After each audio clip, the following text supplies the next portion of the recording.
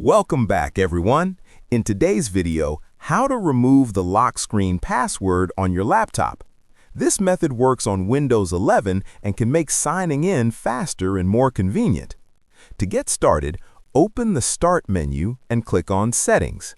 From there, select Accounts on the left-hand side, then scroll down and choose Sign In Options. Under the Password section, click on it and select Change. You'll be asked to enter your current password first. Do that and click Next.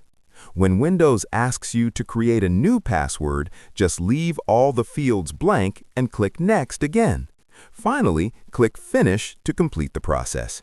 Once you've done this, your laptop will no longer ask for a password when you sign in. And that's it. Your Windows 11 laptop will now boot straight to the desktop without requiring a password. Just remember, removing your password lowers your device's security, so only do this on a personal or trusted device.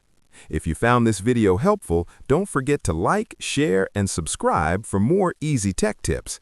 Thanks for watching, and I'll see you in the next one.